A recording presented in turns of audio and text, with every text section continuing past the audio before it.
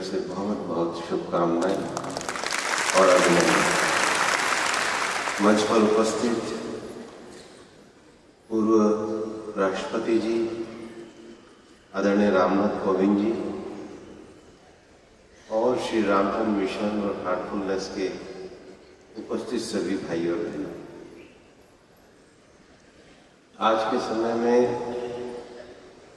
दो ही बड़ी समस्याएं हैं। एक व्यक्ति का मन जो उसको परेशान रखता है और एक बाहर का पर्यावरण जो हमको जीने नहीं देता। पूज्य दाजी इन दोनों ही विषयों पे बहुत बड़ा योगदान दे रहे हैं। मैं उन्हें और पूरे इस हार्टफुलनेस परिवार को अपनी तरफ से बधाई देता हूं। आज के समय में जब दुनिया जलवायु परिवर्तन के क्राइसिस को देख रही है, तो ऐसे में आमतौर पे जब हम अपना विश्लेषण करते हैं तो हम पूछते हैं हम कहां पर हैं। हमारी जो तरक्की है वो शिक्षा, स्वास्थ्य और सोशल पैरामीटर पे तो बहुत आवश्यक है। जेंडर जस्टिस, इक्वलिटी और सबको रिसोर्सेज की अवेलेबिलिटी होना ये इम्पोर्टेंट है, लेकिन ये दुनिया केवल मनुष्य प्रजाति के लिए नहीं है।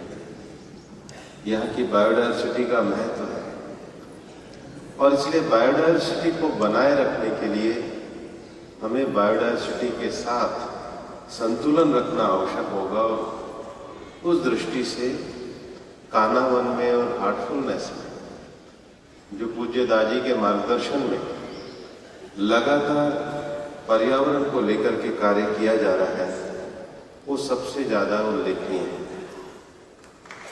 दुनिया में सभी लोग सुख की तलाश में रहते हैं, लेकिन अगर ये सुख की तलाश केवल और केवल भौतिक प्रगति से होती तो फिर दुनिया के किसी भी डेवलप्ड कंट्रीज में डिप्रेशन नहीं होता और किसी भी गरीब देश में खुशी नहीं होती। इसके संतुलन की बहुत आवश्यकता है और इसलिए भारतीय पद्धति में योगासन भी जो है वो कहीं ना कहीं प्रकृति से जुड़े हुए हैं। इसीलिए हम करते हैं वृक्षासन, भुजंगासन या सूर्य नमस्कार। हमारे नाम ही इस तरीके से इनबिल्ट हैं कि वो नेचर के साथ हमको जोड़ते हैं। पूरा भारतीय आयुर्वेद दर्शन, भारत का सांख्य योग, ये सबको पंच महाभूतों से मिलकर बना हुआ बताता है। पृथ्वी, जल, अग्नि, वायु और आकाश से जो मिलकर बना हुआ तत्व है, उसी प्रकृति को हम ध्यान और चेतना के माध्यम से अपने अंदर एकाग्रता के साथ पाते हैं। लोग अक्सर कहते हैं ध्यान क्या है, लेकिन हमारे यहाँ पर बचपन से ही माँ बच्चे को यही कहती है, ध्यान से खाओ, ध्यान से खेलो। घर से बाहर भी जाते हैं तो कहते हैं अपना ध्यान रखो। ये ध्यान शब्द इतना कॉमन है, बाद में हम मेडिटेशन की क्लास में सोचते हैं ये कुछ और है। ध्यान कुछ नहीं है, एकाग्रता के साथ अपने हृदय में अपनी चेतना को एकत्रित कर सृजनात्मक भाव से रहना ही ध्यान है। और उसका सबसे बड़ा उदाहरण हार्टफुलनेस है। प्रकृति के साथ संतुलन ही ध्यान है।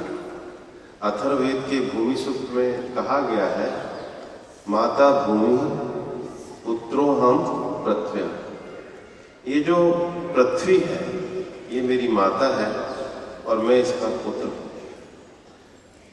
और इसलिए ये जो ध्यान है ये भारत का मूल मंत्र है। प्रधानमंत्री नरेंद्र मोदी जी ने दुनिया में जो जलवायु परिवर्तन के विषय हैं उसमें नए क्लाइमेट एक्शन प्रोग्राम दिया है।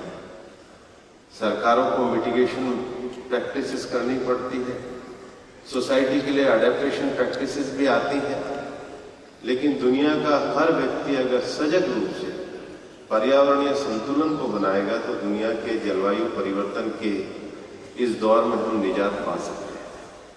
और इसलिए ग्लासगो कॉप में प्रधानमंत्री जी ने mission life, environment friendly lifestyle का हमको एक मंत्र दिया। मिशन लाइफ का अर्थ है कि अगर 7 चीजों पर हम ध्यान देंगे तो प्रकृति में होने वाले असंतुलन को रोक सकेंगे। जिस सिविलाइजेशन में हम रह रहे हैं ये एनर्जी बेस्ड सिविलाइजेशन है, इसलिए प्रधानमंत्री जी के मिशन लाइफ का पहला मंत्र है सेव एनर्जी। अब आपने इतना सुंदर ये जो अपना ध्यान कक्ष बनाया है, ये प्रकृति के अनुकूल भी है और सेव एनर्जी का सबसे अच्छा उदाहरण भी है। यही हॉल अगर बहुत बड़ा और बंद होता तो शायद एनर्जी बहुत ज्यादा इसमें इसके एसी को मेंटेन करने में। दूसरा जो विषय है वो सेव वाटर है। दुनिया में जो पानी तो लगभग 2/3 दुनिया में है, लेकिन पीने लायक पानी दुनिया में बहुत कम है, इसलिए सेव वाटर। तीसरा जो बड़ा आवश्यक विषय है वो सेव फूड है। सेव फूड जो है दुनिया के बायोलॉजिकल डाइवर्सिटी का जो इम्बैलेंस पैदा हो रहा है उसके लिए बहुत आवश्यक है। चौथा प्रधानमंत्री जी का जो मिशन लाइफ का मंत्र है कि हम नए शहर तो बनाते जा रहे हैं, लेकिन हम समझ नहीं पा रहे कि उसका सॉलिड वेस्ट मैनेजमेंट कैसे है। इसलिए सॉलिड वेस्ट मैनेजमेंट एक बहुत बड़ा विषय है। पांचवा विषय जो है, हम कब तक धरती माता के सीने को चीर कर और उसमें से चीजें लेते रहेंगे और अपना यूज करते रहेंगे। खासकर इलेक्ट्रॉनिक आइटम्स में इतना ई वेस्ट डिस्पोजल है जिसको आने वाले समय को संभालना होगा, और इसलिए ई वेस्ट मैनेजमेंट ये हम एक 5वां विषय लेकर के चलते हैं। छठा विषय जो बहुत महत्वपूर्ण है, हमने हमारे देश में लागू किया लेकिन उसको जमीन पर नहीं ला पा रहे, वो है ban of complete single use plastic. और 7वां विषय जो हार्टफुलनेस का मंत्र है, हेल्दी लाइफ स्टाइल। ये 7 मिशन लाइफ के प्रधानमंत्री जी के मंत्र हैं, जिस पर हम नए इनोवेशन के माध्यम से, नई टेक्नोलॉजी के माध्यम से, पॉलिसीज इंटरवेंशन के माध्यम से, लेजिस्लेशन के माध्यम से और सोसाइटी की जन भागीदारी से विकसित भारत के निर्माण कर सकते हैं। कुछ विषय हम लोगों ने प्रारंभ करे हैं। हमने जो आपका कान्हा वन का जो आपका फॉरेस्ट का जो विषय देखा, पूज्य दादी से कई बार चर्चा भी हुई, दिल्ली में भी उनसे मिलना हुआ, और सरकार को भी ये लगा कि इसमें पॉलिसी इंटरवेंशन ऐसा होना चाहिए कि पब्लिक पार्टिसिपेशन के माध्यम से हम वापस से अपने डिग्रेडेड फॉरेस्ट लैंड को किस प्रकार से रेस्टोर कर सकें। और इसी 29 अगस्त को हम लोगों ने एक नोटिफिकेशन निकाला है जिसमें डिग्रेडेड फॉरेस्ट लैंड में पब्लिक और प्राइवेट पार्टनरशिप के साथ हम इको रेस्टोरेशन का काम करेंगे, और जो इस काम को करेंगे उनको 5 साल में अगर 40% उसमें ग्रीन कवर आता है तो ग्रीन क्रेडिट दिए जाएंगे, जो हमारे एनवायरनमेंट सेंसिबल लाइफ स्टाइल के लिए भी योगदान करेंगे और वो एक सबको आगे बढ़ाने का काम भी करेंगे। मैं आपको ये कहना चाहता हूँ कि पॉलिसी इंटरवेंशन के माध्यम से प्रधानमंत्री जी ने एक बड़ा विषय कहा है, एक पेड़ माँ के नाम। यहाँ पर आपके अभी जो वीडियो दिखाया था उसमें भी ये विषय था। ये एक पेड़ माँ के नाम अभियान क्यों है? प्रधानमंत्री जी ने जो विजन हमको दिया है कि इस दुनिया में 2 ही लोगों का हम पे सबसे बड़ा एहसान है। एक हमारी माँ का, जिसने हमें मनुष्य के रूप में जन्म दिया, और आप ध्यान करो, आप 4 से 5 साल के भी जब होंगे तो आपकी माँ ही थी जो आपकी चिंता करती थी। अगर माँ ना होती तो शायद उस समय तो आप बोलना भी नहीं जानते थे, चलना भी नहीं जानते थे, कुछ मांगना भी नहीं जानते थे। और 5 साल के बाद जब हम जब बड़े हुए तो हमारी चिंता धरती माँ ही हमारी चिंता करती है। उसका कारण कि दुनिया में इंसान चांद तक पहुंच सकता है, लेकिन अन्न जो उत्पादन होता है वो धरती माँ से ही होता है। दुनिया में इंसान एनर्जी से कुछ भी बना सकता है, हवा से बिजली बनाता है, पानी से हाइड्रो से बिजली बनाते हैं, यूरेनियम से बिजली बनाते हैं, कोयले से बिजली बनाते हैं, लेकिन बिजली का जो रिसोर्स है वो धरती माँ से ही आता है।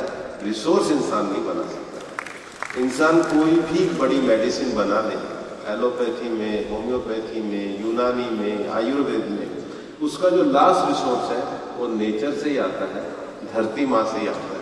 और हमारे यहाँ कहा भी जाता है, हमारे मंत्रालय का भी मंत्र है, प्रकृति रक्षित रक्षित। जो प्रकृति की रक्षा करेगा, प्रकृति उसी की रक्षा करेगी। आज के समय में धरती पर सबसे प्रभावशाली जीव मनुष्य है, लेकिन हम पर्यावरण से जीने का संघर्ष कर रहे हैं। कभी कभी आदमी को लगता है कि उसने प्रकृति पर विजय प्राप्त कर ली है, लेकिन सच्चाई ये है कि प्रकृति पर विजय पाने की होड़ ये हमारे जीवन के लिए खतरा बन गई है। इसलिए प्रकृति के साथ सामंजस्य करके जीवन जिया जाए, यही भारत का मूल मंत्र है।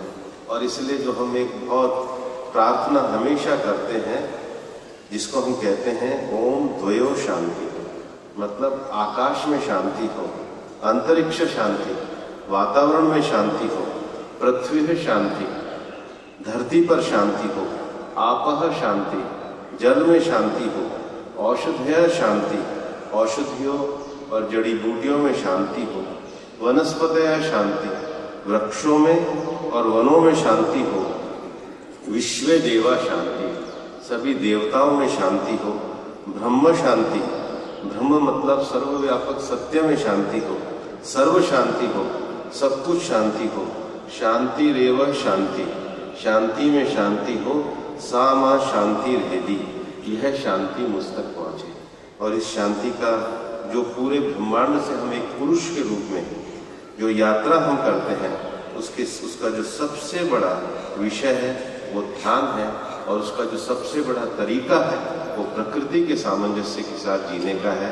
आपके यहाँ पर आकर, हार्टफुलनेस में आकर इन दोनों का जो प्रत्यक्ष उदाहरण देखने को मिलता है, मैं आप सभी का अभिनंदन करता हूँ, बहुत बहुत बधाई देता हूँ।